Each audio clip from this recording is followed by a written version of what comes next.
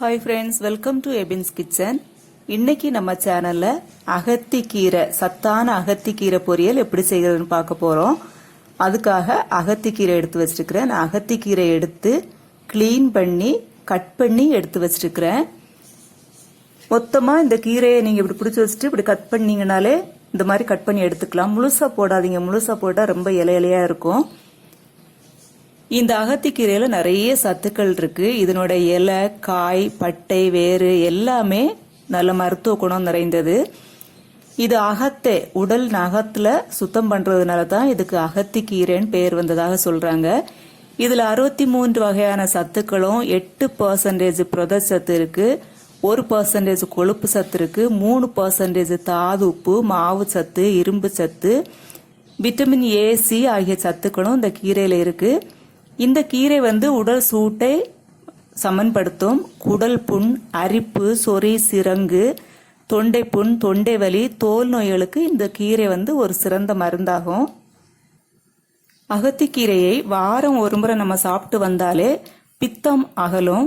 இந்த கீரையில சுண்ணாம்பு சத்து, விட்டமின் ஏ போன்ற சத்துக்களும் இருக்கு. உடல்ல தேமல் இருந்தால் அகத்திக்கீரை இலையை நம்ம எண்ணெயில வதக்கி அதை அரைச்சு பூசி வந்தாலே தேமல் முற்றிலுமாக மாறும்.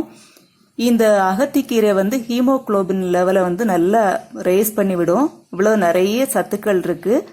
ஆனாலும் இந்த கீரையை நம்ம வாரத்துல ஒரு நாள் மட்டும் சாப்பிட்டாலே போதுமானது.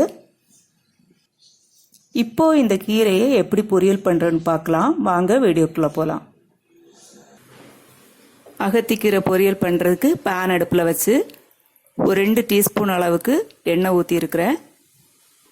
அதுலேயே அரை டீஸ்பூன் அளவுக்கு ஜீரகம் போட்டுக்கலாம். ஜீரகம் செவத்து வந்துருச்சு. இப்போ நம்ம கட் பண்ணி வச்சிருக்கிற வெங்காயம், நான் ஒரு பெரிய வெங்காயம் கட் பண்ணி வச்சிருக்கிறேன், அதையும் ஆட் பண்ணிக்கலாம். அது கூடவே வரமிளகாய் ஒரு 3 மிளகாய் ஆட் பண்ணியிருக்கிறேன். இது கொஞ்சம் வதங்கட்டும். வெங்காயம் பாதி வதங்கிருச்சு. இப்ப நம்ம கட் பண்ணி வச்சிருக்கிற கீரையை சேர்த்துக்கலாம்.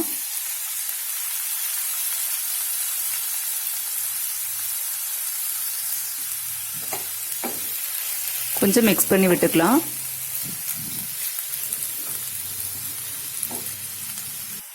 இப்போ தேவையான அளவு உப்பு சேர்த்துக்கலாம்.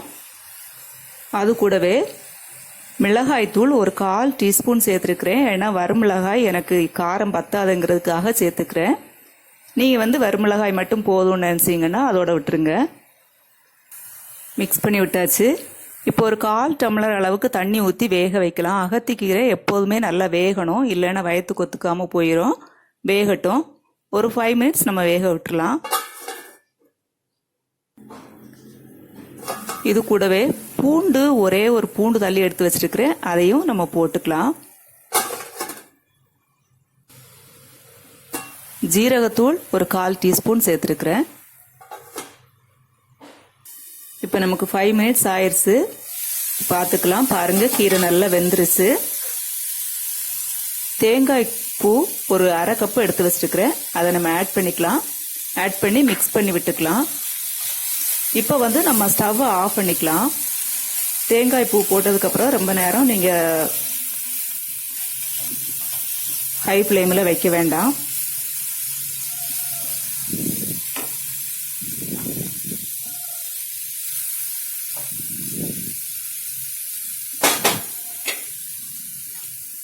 சூட்லேயே ஒரு 2 நிமிஷம் இருக்கட்டும். ஸ்டவ் ஆஃப் பண்ணியாச்சு. பாருங்க, இப்போ நமக்கு அகத்திக்கீரை பொரியல் ரெடி ஆயிடுச்சு.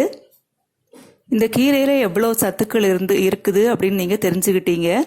அதனால கீரை பொரியல் பண்ணும்போது வாரத்துக்கு ஒரு நாளைக்காவது இந்த கீரை பொரியலை சாப்பிடுங்க. இதுல இவ்வளோ நன்மைகள் இருக்குன்னு அடிக்கடி நீங்க சாப்பிட வேண்டாம். இது வாரத்துல ஒரு நாளைக்கு நீங்க சாப்பிட்டா போதுமானது. ஏற்கனவே அகத்திப்பூ பொரியல் நம்ம சேனல்ல போட்டிருக்கிறோம், அதையும் நீங்க பாருங்க, எப்படி செய்யறதுன்னு பாருங்க.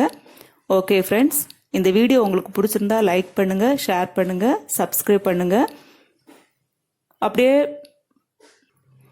பெல் பட்டன் பிரஸ் பண்ண மறந்துடாதீங்க.